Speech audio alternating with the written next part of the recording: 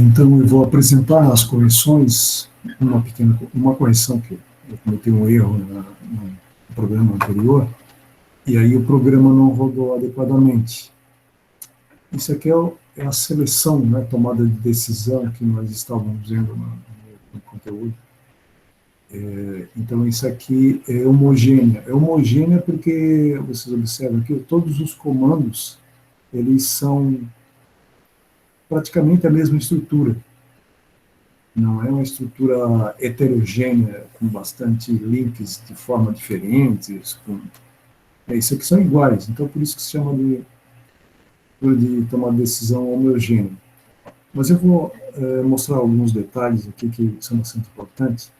Observem que quando eu coloco no end aqui, ó, nesse último end, vocês observem que toda aquela área interna aqui, ó, fica selecionada. Então o Celab está mostrando que quando eu coloco aqui nesse end, toda essa estrutura que está marcada aí, ela faz parte desse if aqui, né, do mesmo if aqui, ó, eu colocando no if também. Né, então ele começa naquele if lá e termina aqui. Se eu for nesse segundo if aqui, ó, observem que o corpo de execução daquele if, ele começa lá e termina aqui. Então, tudo que está aqui dentro faz parte daquele if. Esse segundo if aqui, ó, ou melhor, o terceiro, tudo que está aqui dentro faz parte desse terceiro, e tudo que está aqui dentro faz parte do quarto, faz parte do corpo do if, né? E, por último, esse aqui. Então, você vê que os ifs estão todos embutidos, né, vamos dizer assim, mas, na verdade, faz parte do corpo ali do código de execução daquele if. Então, nós temos aqui um encadeamento, né, dos ifs. E como eles têm toda a mesma estrutura, nós dizemos que eles são homogêneos. Então, um exemplo que eu joguei assim, prático e fácil, né, de explicar uma estrutura dessa seria fazer uma espécie de um código para adivinhar, né, uma determinada palavra. Então, eu escrevi esse código da seguinte forma, né, eu quis dizer que eu dei umas primeiras explicações aqui, esse disp, né, esse comando disp, serve para a gente simplesmente imprimir, sem muito critério, algumas informações para o usuário. Então, eu coloquei a seguinte forma, né, eu dei algumas informações. Ó, esse programa permite que o usuário adivinhe uma palavra digitando-a por letras. E as letras têm que ser digitadas entre aspas, né, porque é assim que normalmente as linguagens de programação entendem um caractere. Então tem que ser digitado entre aspas, porque senão ele vai achar que é uma variável, né, então tem que ser digitado entre aspas, mas pode ser aspas simples, né, um apóstrofo, e ele já vai entender como que ele é um caractere, uma letra, né. Então, aqui tem vários disp, tanto é que eu marquei o disp lá e ele mostrou todos os outros que estão aqui na programação. Né? Mas a segunda frase é um outro disp que está escrito ali, ó, soletre a primeira palavra escrita na bandeira brasileira. Então, eu quis fazer uma adivinhação, né? Qual é a primeira palavra que está escrita na bandeira do Brasil? E, naturalmente, que eu coloquei aqui a senha, né? Qual é a palavra, né? Porque senão o programa não tem como conferir se o que o usuário está digitando está correto. Então, observe ali, ó, que eu criei um vetor, né, entre colchete, e tem um vetor de cinco elementos. E cada elemento é um caractere iniciado e terminado com aspas, né, para dizer que é uma letra.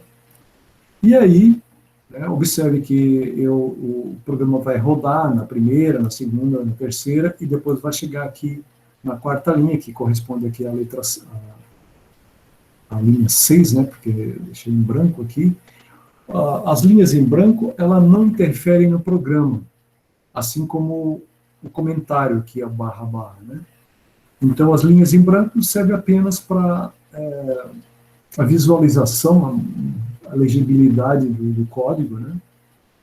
Então, ela não interfere absolutamente no código.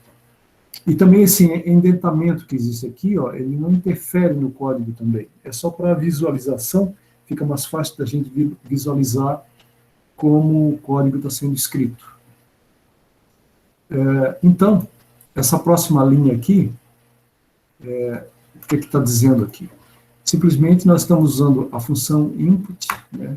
A função input é uma função que permite que a gente digite alguma coisa na tela, orientando o usuário, e a função input fica aguardando que o usuário entre com algum dado através do teclado. Ele fica aguardando, fica parado nessa linha, né? O interpretador fica parado nessa linha, aguardando que o usuário digite alguma coisa. O que o usuário digitar, ele vai colocar nesta variável, letra. Observe que aqui nós temos um operador de atribuição. O operador de atribuição, sempre que usarmos, ele vai colocar alguma coisa numa variável, assim como nós fizemos aqui. Ó. Esse operador de atribuição está colocando esse vetor na variável palavra. Okay? Então, o usuário, naturalmente, vai digitar alguma coisa aqui, a função captura, e coloca nessa variável, né, que é um espaço reservado, um espaço físico real, né, armazenado na memória do computador. Bem, o que é que acontece agora com as linhas seguintes? São justamente as tomadas de decisão, né, que ele vai testar se cada uma das letras digitadas está correta. Então, nós temos o primeiro if, né? Como nós já vimos, o if, o que é? O if é uma tomada de decisão. O que o if faz? Ele testa, ele faz um teste. Se esse teste aqui der verdadeiro, ou seja, se essa comparação aqui, porque nós temos um operador de comparação aqui, igual a igual é um operador de comparação, então ele vai comparar a variável, o conteúdo da variável letra com o conteúdo dessa outra variável aqui. O que está presente na variável letra? O que o usuário acabou de digitar. Né? Digitou uma letra aqui. Então, essa variável contém aquela letra. E o que contém a variável palavra, entre parênteses, 1? O que é isso?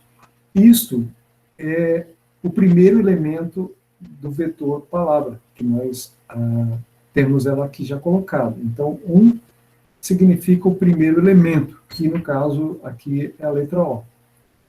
Então, se o usuário tiver digitado a letra O, ele vai, essa comparação aqui vai dar verdadeira.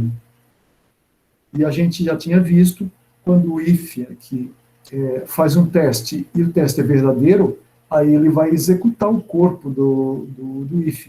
Que, né, a gente viu, é tudo isso aqui, ó, é tudo isso. Ou seja, ele vai entrar aqui. Naturalmente que ele vai executando cada linha. Então, a próxima linha que ele vai executar é essa outra aqui. Então, como esse comparativo deu verdadeiro, né, porque a pessoa acertou, digitou a letra O, ele executa. E então, ele vai executar, a princípio, todo o corpo, mas, naturalmente, que vai de linha em linha, né, vai seguindo esse caminho aí. Mas é uma tomada de decisão, ele pode seguir esse caminho ou não, porque se essa comparação aqui, se essa comparação desse errado, ele não executaria nada desse corpo aqui. O que é que acontece? Observe lá. Se esse comparativo der errado, ele descendo aqui o mouse, a gente vai encontrar esse else aqui, né? E o que é que o else diz? Você errou. Ele vai imprimir essa frase e depois o próximo código que ele tem para executar é o end. Então termina aqui. Então é importante, por isso que a tomada de decisão, no caso, esse código de tomada de decisão, ele pode, cada um deles pode tomar dois caminhos, dependendo se o teste for verdadeiro ou se for falso. Se for verdadeiro, né, se Se esse comparativo aqui for verdadeiro, ele executa o corpo, ou seja, tudo isso aqui, ele vai começar a executar linha após linha. Mas se der falso, ele sai, ele vem para o else, né? Porque se não tivesse o else, ele terminaria diretamente. Mas o else permite ainda que dê uma informação para o usuário, né? Eu acho que isso é importante, o usuário estar informado do que está acontecendo. Muito bem. Se isso aqui é verdadeiro, ele vai executar a próxima linha. E a próxima linha, no caso de ser verdadeiro, o comparativo, é justamente pedindo a próxima letra, né? É o que ele vai fazer, é o que ele poderia fazer no nosso problema aqui. Aí ele pergunta, né? Digite a segunda letra. E observem que ele vai colocar o que for digitado, porque nós estamos usando a função input, ele vai colocar na mesma variável que ele já havia utilizado para digitar a primeira letra. Certo? Ele vai sobrescrever aquele valor antigo. Isso é normal, nós não precisamos criar uma variável diferente para cada valor, né? Nós estaremos ocupando muito espaço na memória do computador sem necessidade. Então, nós vamos usar essa mesma variável. Então, o usuário digita e, novamente, o if aqui vai testar agora se o valor digitado é igual à segunda posição ou segundo elemento do vetor palavra, que já está aqui na memória do computador aqui em cima, que já foi nessa linha aqui em cima, né? Então, ele faz novamente esse teste. Se a letra que foi digitada na linha anterior coincidir com a segunda posição do vetor palavra, novamente, ele vai executar o corpo do if, que é toda essa parte destacada aí, né? Mas, naturalmente, que a linha seguinte que ele vai executar é essa linha aqui. E a linha, o que é que faz? Pede a terceira letra.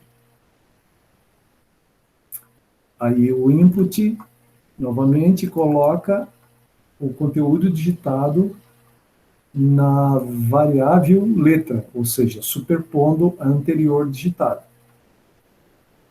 E aí, o próximo if vai fazer uma outro teste, vai testar se a letra digitada, que se encontra na variável letra, é igual o terceiro elemento do vetor palavra.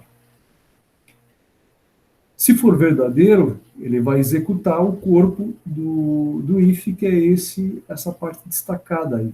E a primeira linha é esse aqui. Novamente, o que ele vai fazer? Ele vai pedir a quarta letra. Uma vez digitado, ele coloca novamente na variável letra e novamente testa se a letra digitada corresponde ao quarto elemento da variável ou do vetor palavra. Novamente, se for verdadeiro, ele vai executar esse corpo que está aí, começando por essa linha aqui, né? E essa linha, o que faz é mandar a mensagem, digita a quinta letra. Novamente, em seguida, né, ele vai comparar o conteúdo digitado, que está na variável letra, com a quinta posição do vetor palavra. Se for verdadeiro, ele vai executar o corpo desse if, que é justamente essa parte que está destacada. E o que ele vai fazer? Ele vai digitar a palavra parabéns. Né? Podemos escrever alguma coisa aqui, ó. Parabéns. Você acertou, né? Ok? Acertou. E esse é o comando principal, né? Eu botei até aqui um comentário aqui. Ó. Esse é o comando X, aquele comando, quando a gente mostra lá a sintaxe, né? Esse é o comando X, ou seja, ele percorreu todo esse caminho aqui, certo? E quando tudo isso deu certo, ele executa exatamente o comando principal, sei lá, seria o comando principal. No caso, é a mensagem, você acertou. Mas se cada um deles aqui, se o comando for errado, sei lá, a primeira letra aqui for errada, ele, como eu já disse para vocês, ele salta completamente o corpo aqui do if, ó, e vem e digita o else, né, e sai. Aqui esse outro aqui também, ó, se ele errar, ele vem no else e imprime, você errou e sai, né? Então é sempre assim, ó, esse aqui, errou, ele vem aqui, você errou e sai. Então, vai funcionar assim. Então, nós vamos testar, vamos executar esse código e mostrar para vocês como é que funciona a tomada de decisão aqui com a estrutura homogênea, encadeada homogênea. Então, vamos lá executar o código. Eu vou mostrar aqui, agora a janela que nós vamos... Preciso aqui fechar a apresentação e apresentar esse outro janela aqui.